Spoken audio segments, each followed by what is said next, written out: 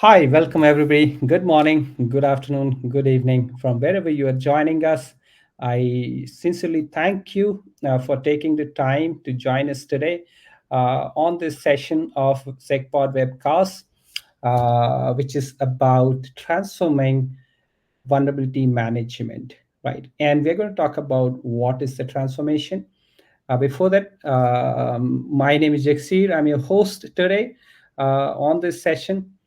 And before we jump into the session, I would like to remind everybody that a recorded version of this webinar or session would be sent to your email, so you can watch it later as well or share with your colleagues. And the session also is going to be available on our website, on our YouTube channel, as well as on the Bright Talk channel. With that, let's talk about what's the transformation that we're going to discuss today, right? Specifically in vulnerability management. And what we are looking at is, while there's a global transformation happening in prevention space, cyber attack prevention, we are seeing teams expanding their horizon from looking at few vulnerabilities to assessing the threat landscape, wider threat landscape, and then expanding their scope to assessing all the risk that they could find, right? And while they do so, there are few questions that pop up in IT security team's mind. What are these questions? Questions such as, does our vulnerability management tool tell us how exposed we are? Right, not just weaknesses, but what's the actual exposure of these weaknesses in terms of the risk that the organization is susceptible to, right?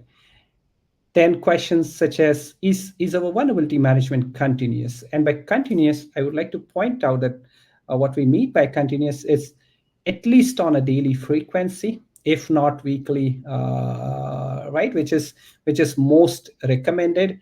We do see a lot of teams still running on, dependent on monthly or quarterly, even 6 months scanning, right?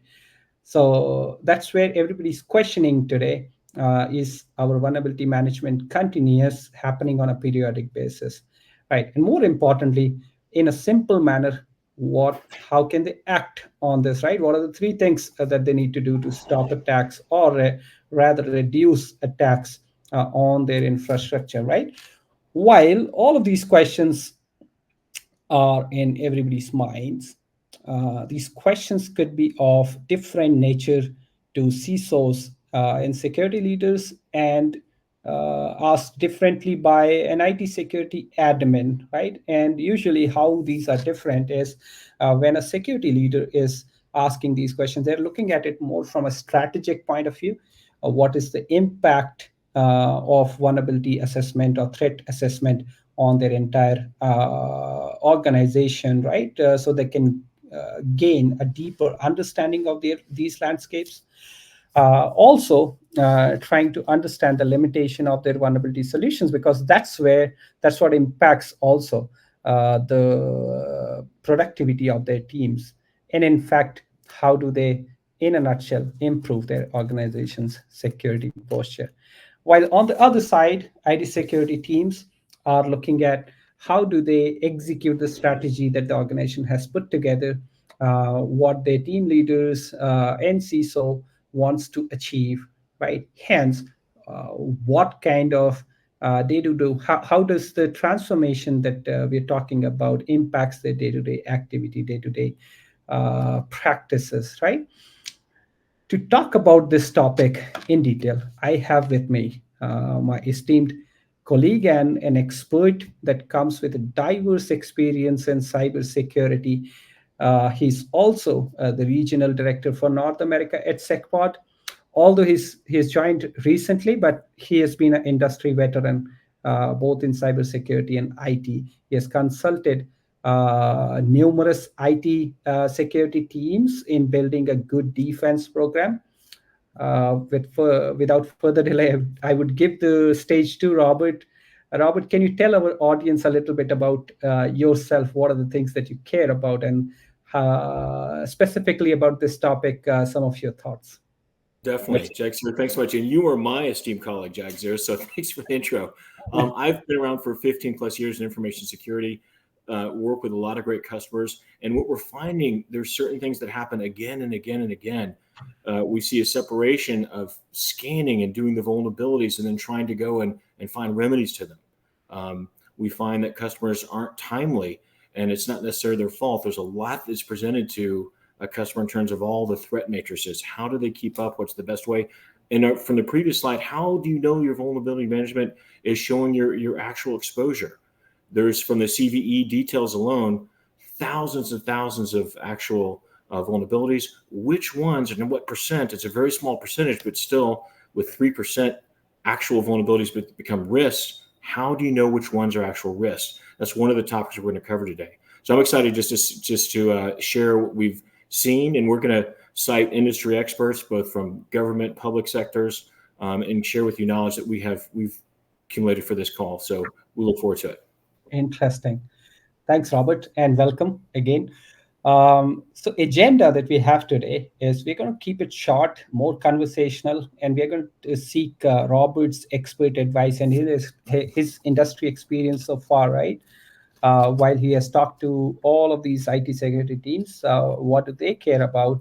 So what you're going to hear is more from end user perspective, the CISO's perspective, and IT security admin's perspective, although Robert is voicing their opinion, right, on this talk. So we're going to go through a quick summary of what has happened for last 20 years, maybe more than that, right, in vulnerability management context. We're going to take a look back at the security vendor landscape as well, not just end user landscape. Then we're going to talk about what is this dire need of transforming vulnerability management and why now. We're going to quickly also look at what is SecPod's take on this through the CVEM, Continuous Vulnerability and Exposure Management Framework that we have customers across 40 countries utilizing today. And then towards the end of the session, we're going to have a 5 to 10 minutes Q&A. Although, feel free to post your questions whenever you want to below your Bright Talk player. And Robert and I are going to take those questions either during the session or towards the end of the session.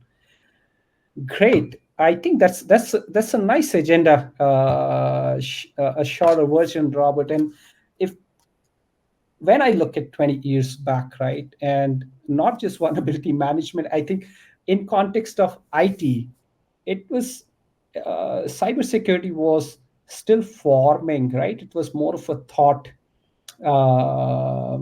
because primary focus was mostly on setting up IT systems, right? While organizations were trying to figure out how do they accommodate this new function, which is IT, and how should other functions such as finance, operations leverage the potential of IT to expand the business potential, right? Now, in parallel, these discussions start about cybersecurity because you've got to protect the systems, right? These digital systems.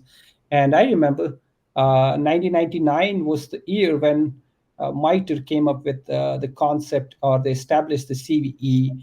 And when they started doing this, there were hardly 1,020 vulnerabilities that had a CVE tag.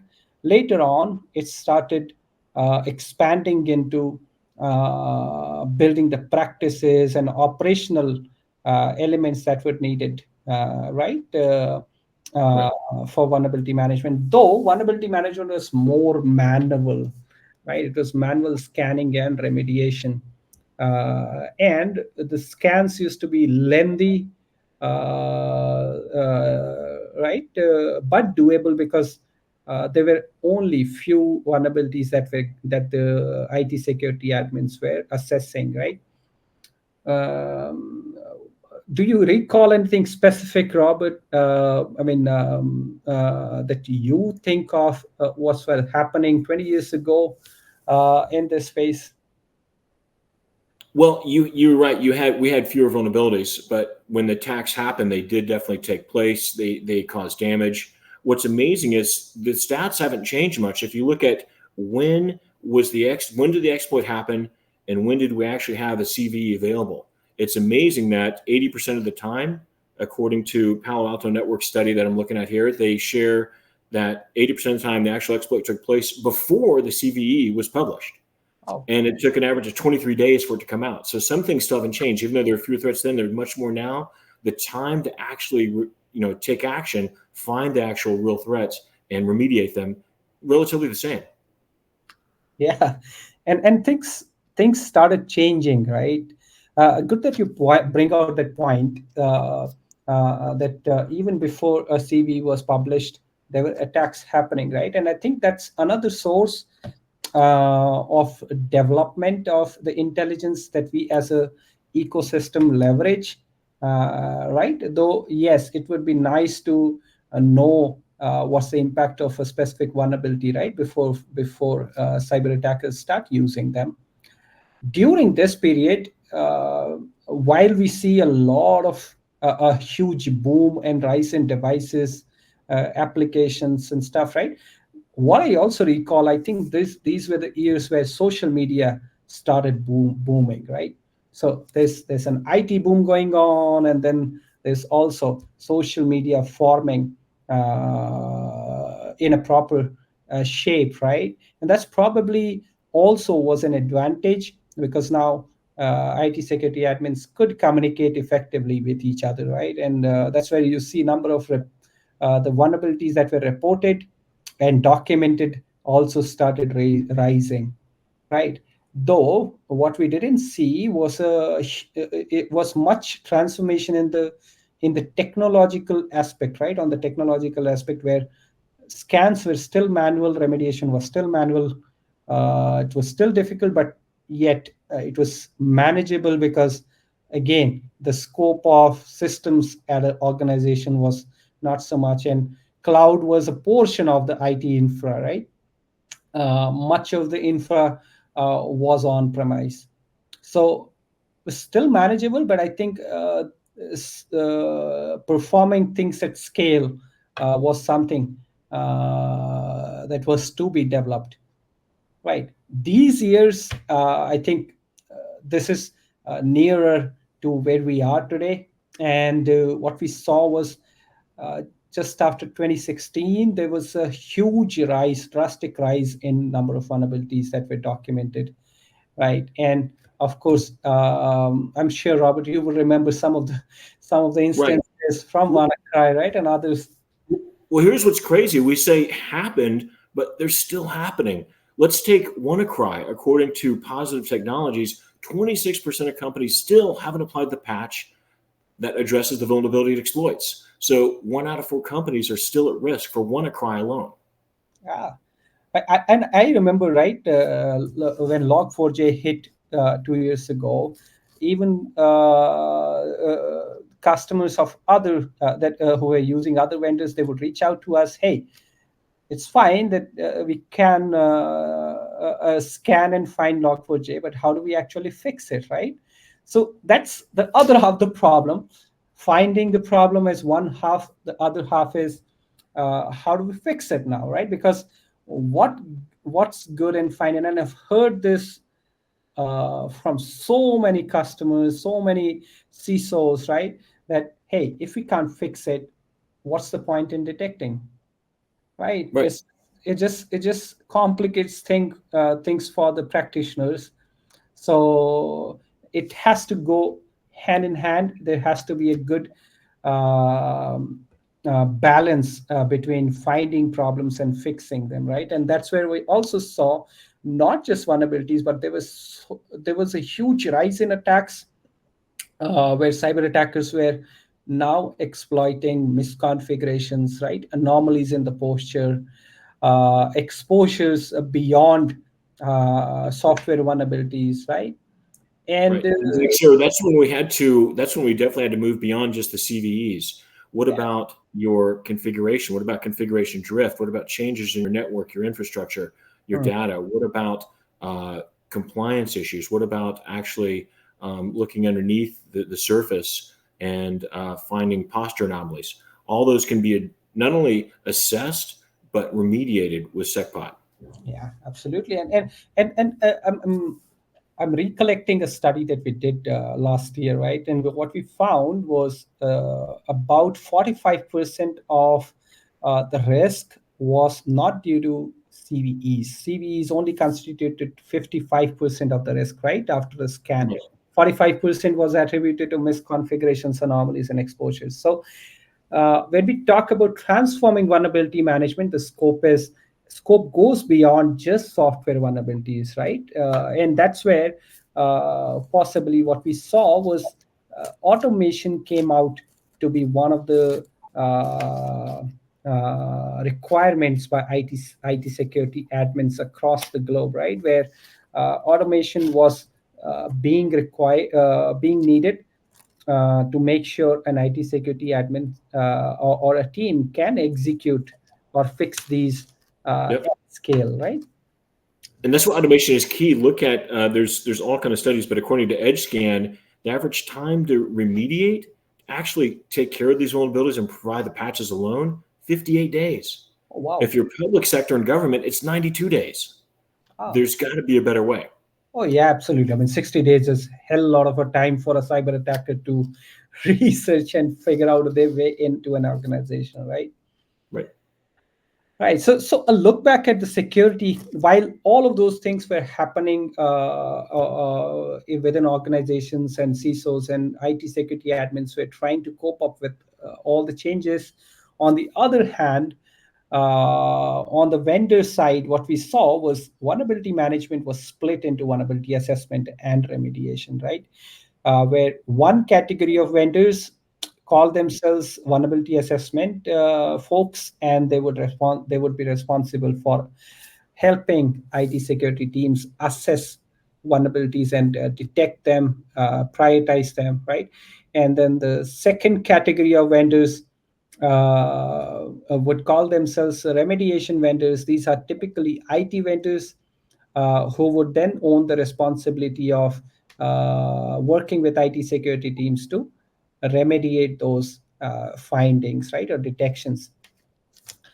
We also saw IT security teams using different tools for risk detection and patch management, and the approach to combating threats instead of risk, right? That to me is an interesting one, right? And we keep hearing this here after and after, where reactive approach alone is not foolproof, right? Organizations need to go beyond the reactive approach and transform into more of a proactive approach, right? Robert, what's your perspective on this one from a vendor side of things? Because you have worked with multiple vendors, right? You have Yep. also consulted, Yep. not worked with them, but consulted a lot, right? So how do you see the vendors playing a role in this? There have been some great vendors that can do amazing scans. They've been around for a long time, as well as those that focus on patch management.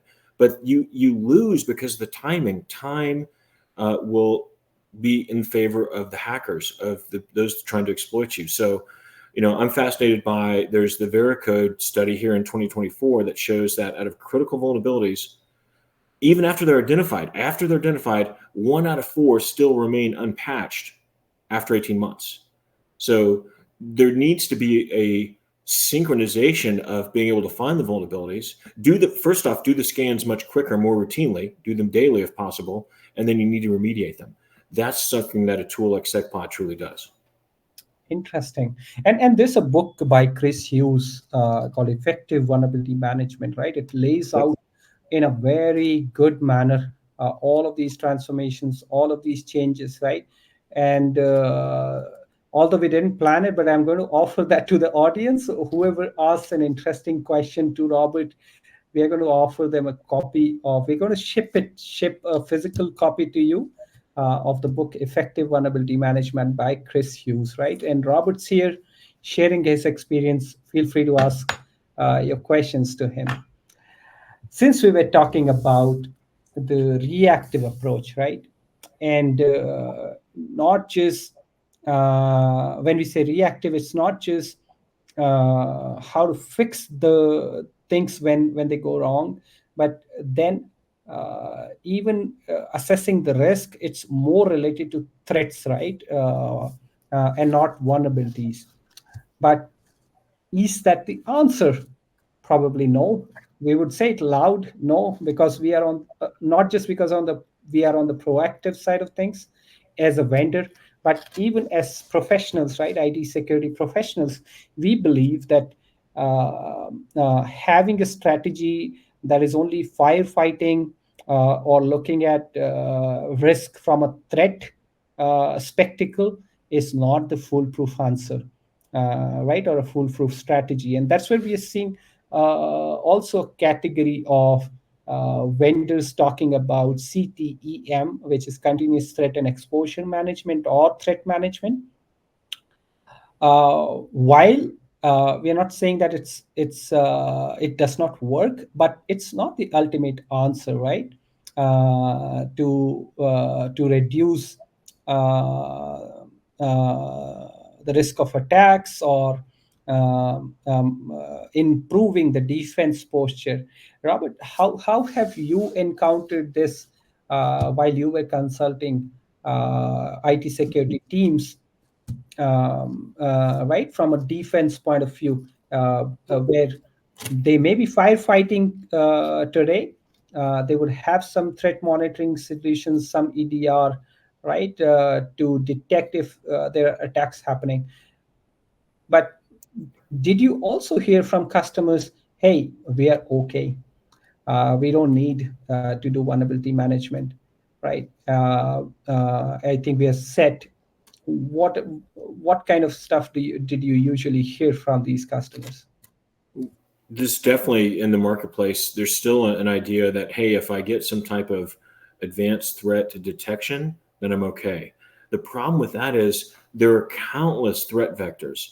You can't be on top of it with one tool that will actually tell you, hey, there's something here, but you also need the backup plan to that. You need to remediate as well. So being able to assess is great. Being able to have earliest detection possible, that's great as well. But you're left with a hole there. And when people say they're fine, we've offered to numerous customers, let us just do a free scan for you and see what we can find and show you. And it's very revealing. It's very engaging from then on. And just to see for yourself is what we ask customers to check out.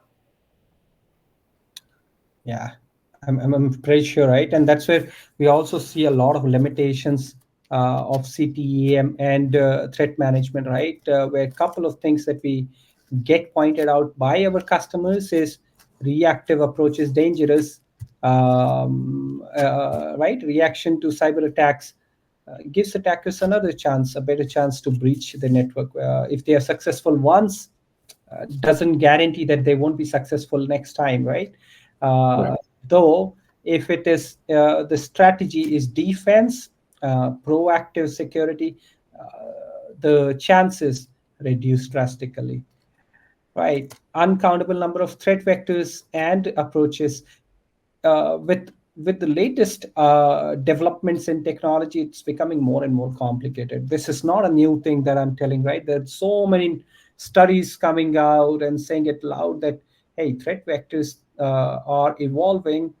There are new things coming in day after day after, right? And now, on top of that, if the strategy is firefighting and threat management, it only pokes more holes in the cybersecurity strategy, right? And that's where we see it as a gap, or rather a limitation of CTEM, because first of all, it is more inclined to threat than vulnerability, right? Not understanding the source of these attacks, but treating the symptom, as you would say it, right? It's more treating the symptom rather than looking at what's causing it, right? And then compliance is not accounted for. That's, I think that's a tough one, right? And I'm sure you would agree to that.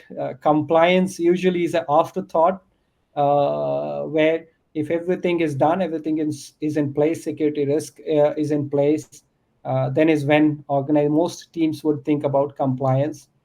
Though there are proactive teams who think about compliance before they implement security, but we've seen that as an afterthought, and more to do with teams that are implementing the CTEM, or the threat management strategy, more than vulnerability management strategy. Of course, this cannot be forgotten. High cost and limited security effectiveness. Maybe, Robert, I believe you would have more experience in this space than me, right? Have you seen cost also a limitation when customers look at investing in security more so because threat management or your antivirus or EDRs are more commoditized, right? And not just from price point of view, but resource point of view also, it looks comparatively cheaper or affordable than going and implementing a end-to-end defense strategy or a vulnerability management strategy. Right, right. And the threat detection, early threat detection is a big promotion that they have. Sounds good. It's extremely hard to get every single attack area, and then to really understand the causes behind it. It's great that you're detecting something, but what are the causes of it? And that's what a tool like ours does to help you all the way through from your asset discovery and exposure, all the way to endpoint management, find those vulnerabilities, but also be able to find the causes and then remediate them, whether it's your configuration drift, your security controls.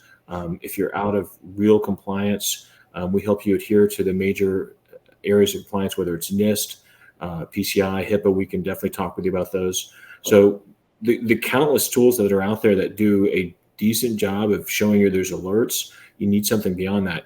Otherwise, they're very costly in terms of effectiveness. How much do you actually remediate is a lot less than a more comprehensive tool.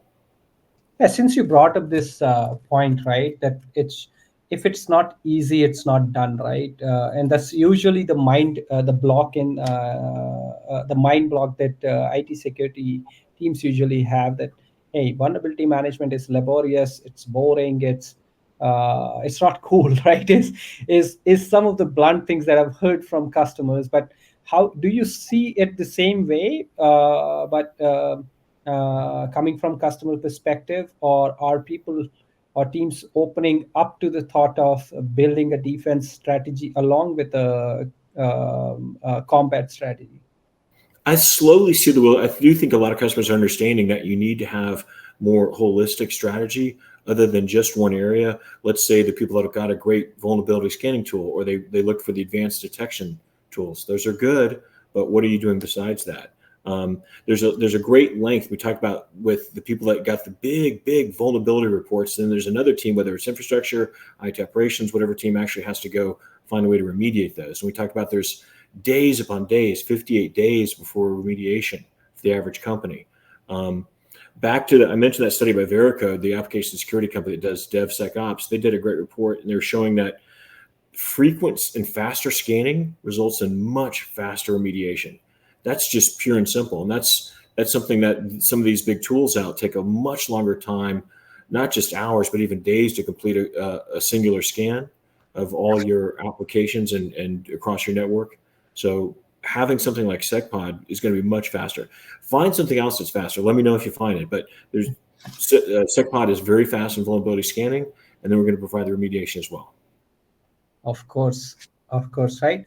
So, since we talked about what are the three things, right, that need transformation, while we are looking at it from a more of a practical point of view, right? And we talked about this previously. Attacks just don't stop exploiting vulnerabilities anymore, right? CVEs, more specifically, software vulnerabilities.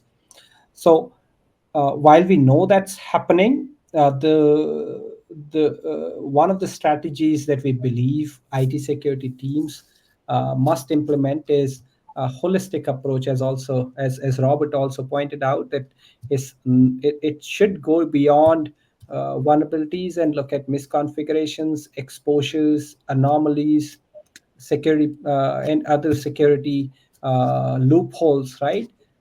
Which needs to be assessed continuously, so the risk assessment exercise goes beyond CVEs.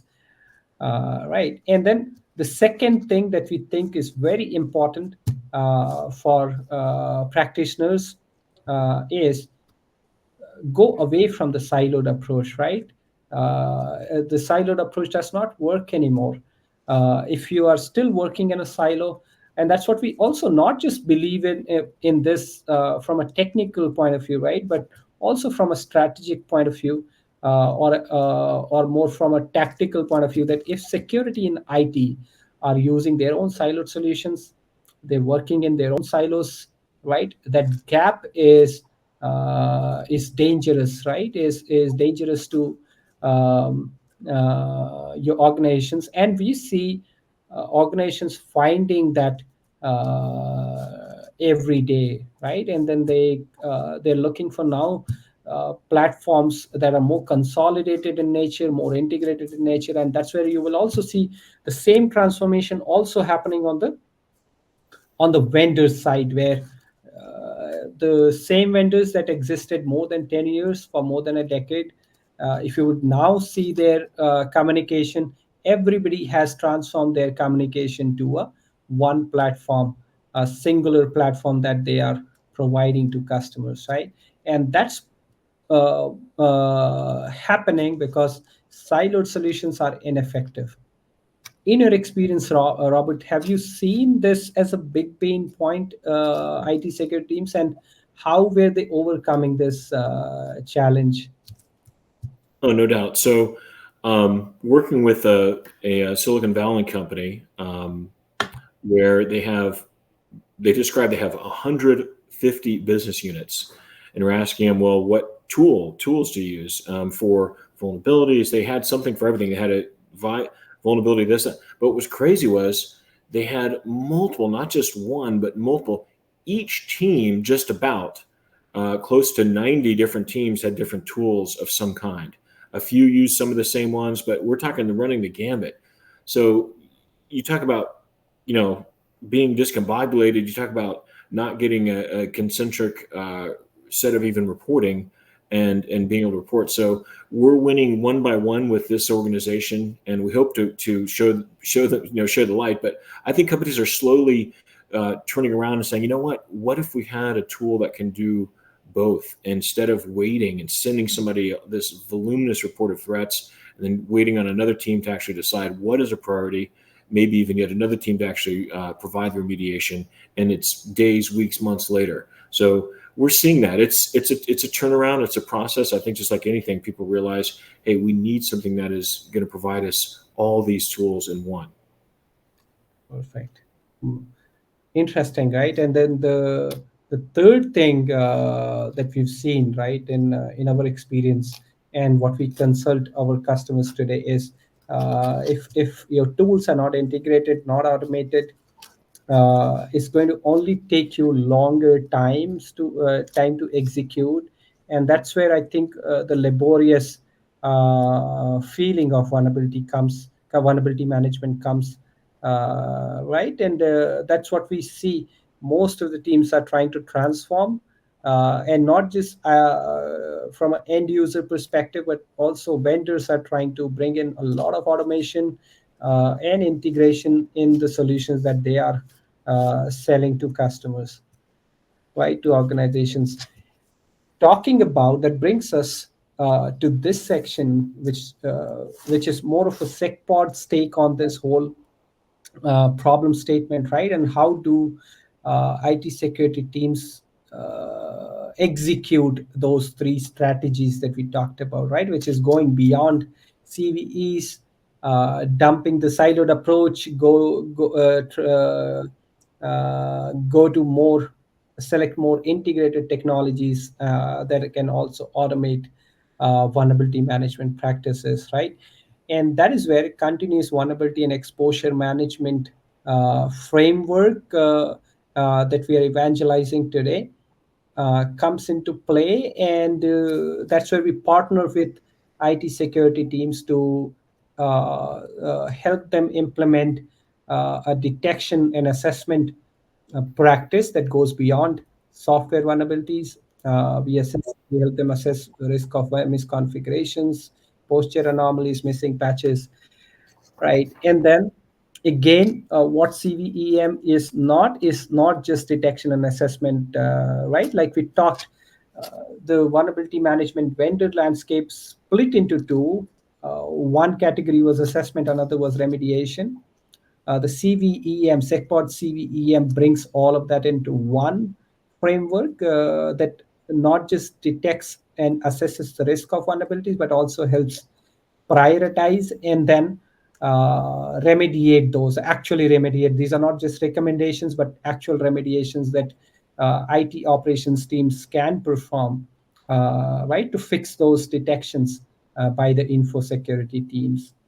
And since we're talking about continuity, the scans and remediations can be automated on a daily schedule or whenever, whatever schedule it fits the policy of IT security teams. Right, and this is exactly how we implement that framework within organizations. And interestingly, we have today about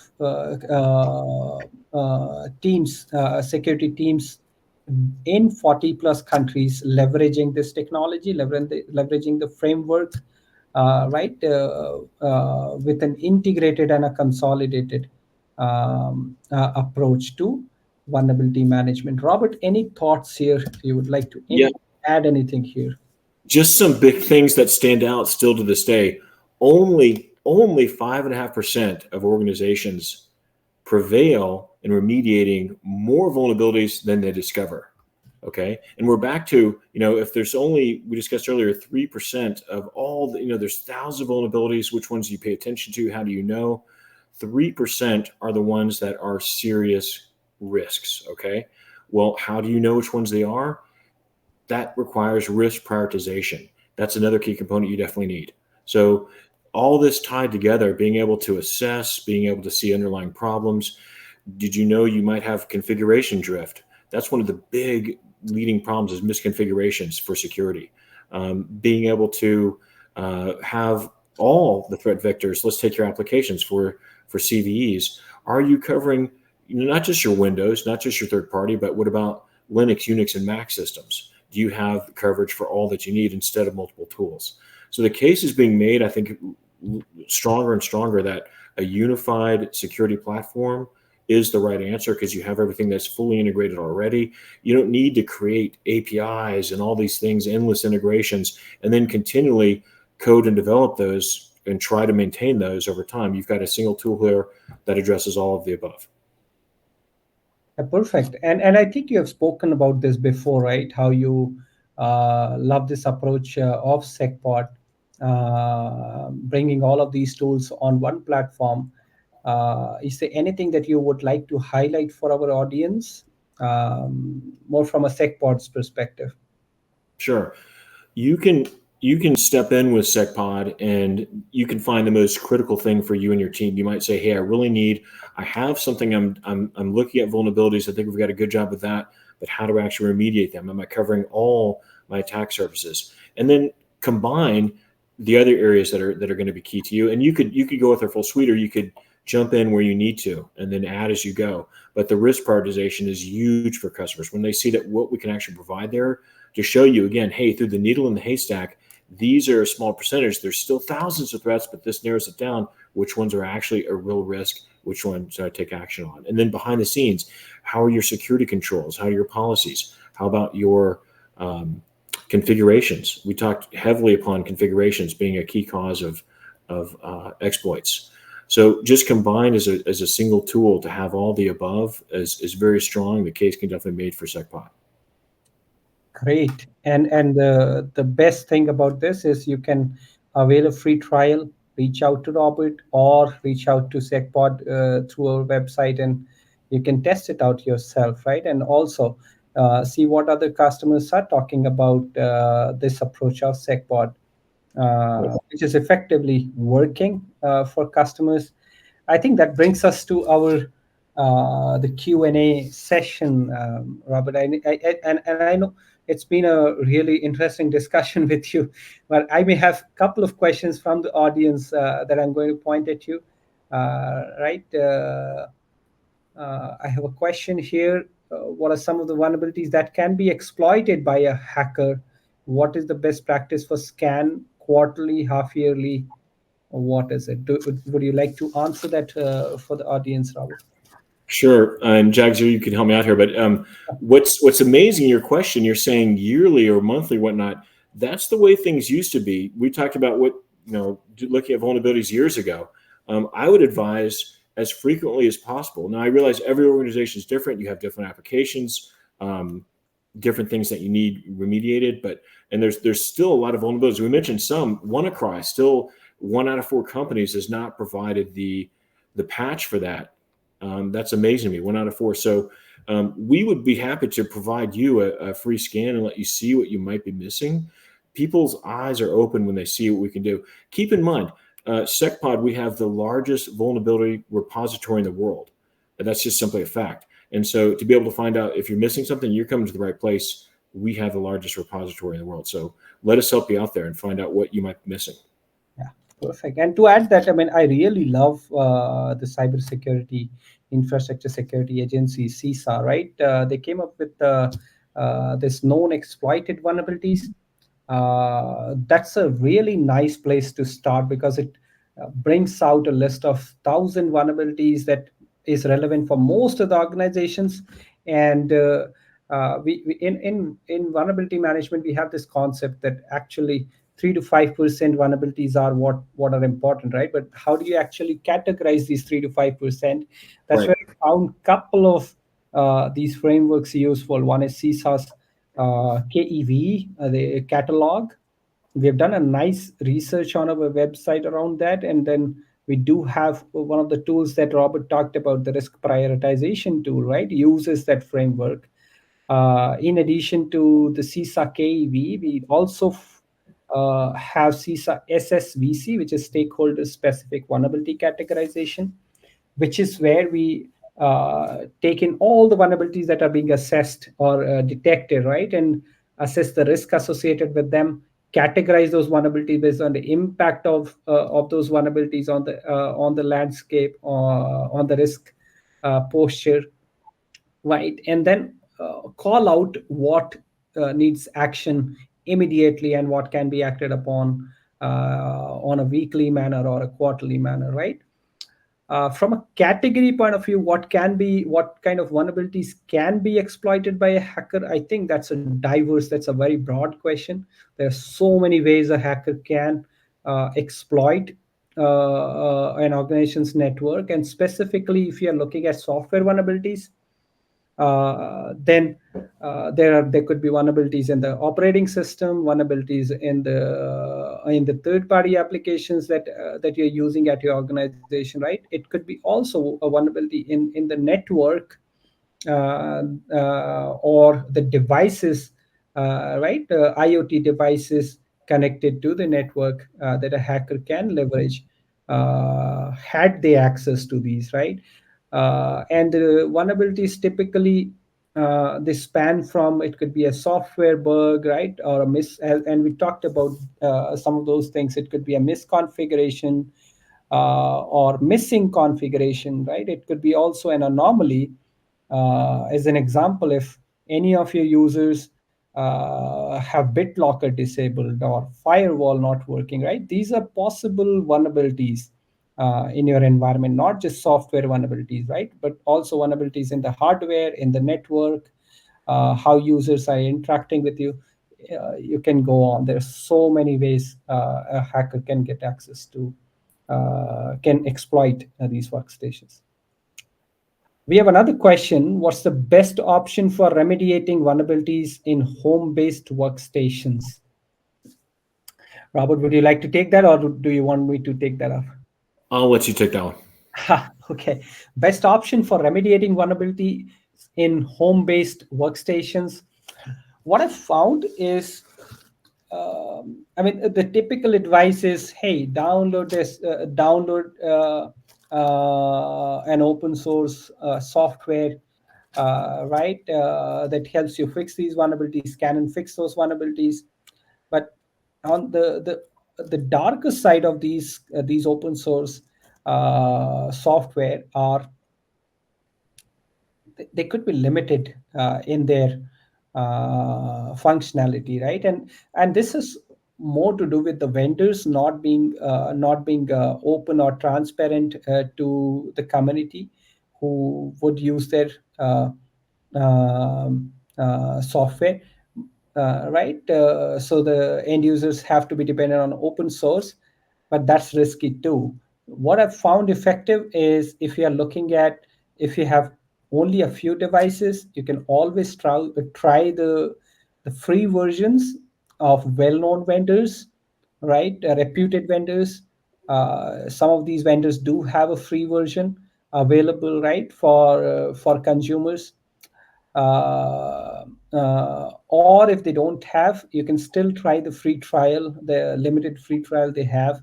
If you like those trial the products, you can upgrade. And I think how Robert was pointing out, right? Things are changing. Solutions today are more cost effective, so they don't poke a hole in your pocket. These are more affordable solutions that you can leverage. Of course, remediating personal machines. This another way. If you are a tinkerer yourself, I say jokingly because I do it myself. I like to update my own machine myself, right? So I go to all these vendor websites. Whoever has an update, try to download these updates from them and install some of these. Of course, as part of SecPod, I do have that added benefit of using SecPod's technology. But as a tinkering activity, I do go to these vendor websites, right? But the key here is being proactive to discover what are these updates. For another question we have is, how does SecPod detect zero-day vulnerabilities? And in that case, what vulnerability disclosure policy? Yes, we do. We do have a zero-day vulnerability detection in our solution. In fact, we have, from our coverage point of view, we have coverage of about 95% of the zero-day vulnerabilities till date that can be found with SecPod, and 80% of all zero-day vulnerabilities can be fixed with our solutions, right? Be it now up if there's a patch available, or if it is a script, we do have all of that expertise at SecPod to help customers take care of zero days. I think it's more of a compliance related question. Is the software compliant against audit certifications like ISO, HIPAA, GDPR, PCI DSS? So I'm going to make an assumption here. If your question is about, is SecPod compliant against ISO 27001, HIPAA, GDPR, PCI DSS, we are a SOC 2 compliant security vendor, which is needed for any security vendor that is selling a SaaS solution. Other compliances are again relevant to the customers that we support. From a product's functionality point of view, we do have all of these benchmark policies available in the product that you can configure and assess your infrastructure against. And we also help you fix those misconfiguration, right, or configuration drift if you have any against those policies.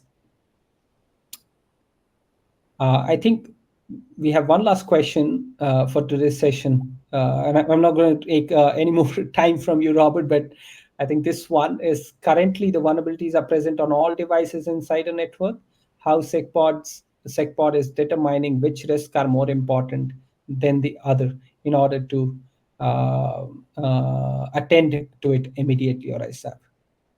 Would you like to Oh, take one? Yeah. that's the crown question for this entire call. So sure, we mentioned we've got the risk prioritization, and there are dozens of great tools out there that'll tell you, hey, here's vulnerabilities. How do you know which of those 3 to 5%, as Jagser has mentioned, are actual ones that can cause a real threat? We're going to show you with our tool which ones actually are and how you can actually remediate them. So detection and remediation, that's something very few of our other solutions out there have, like we do. and the coverage I mentioned for not just Windows and third party, but other OSs as well. So being able to do both is going to be critical for you. But Jagzer, I'll let you add to that. Amazing. I mean, I think you covered it really well, Robert. And of course, I would like to remind everybody again, if you are interested in looking at the product, feel free to go to secpod.com or drop us an email to info@secpod.com or reach out to Robert on LinkedIn, right? Or you can reach out to our website and ask for Robert. He's available to answer your questions and help further. It was an amazing discussion, Robert, and I look forward to doing more sessions on this. What I would request also from the audience, if you have any feedback for us, right, things that you would like to see in future sessions, things you would like Robert to speak about, topics you would like Robert to speak about, feel free to reach out to us. Right. And if we didn't fully answer your question, by all means, send it to us. We'll be happy to respond. Perfect. There you go. Thanks for joining us today, Robert. It was an amazing talk. I respect your perspective on this topic, which was transforming vulnerability management. And I'm sure we'll have many security teams, IT security teams, where we can add to the impact that they are creating, transforming their approach. Definitely. Thank you, my friend Jagzer. Thanks everyone for joining us. Really appreciate the call. Take care. See you now. And just a last reminder, a recorded version of this session would be sent to your email, so you can watch it later, or you can, if you want to share with your colleagues, you can share the link. Thanks again, everybody. Have a nice day and a week ahead.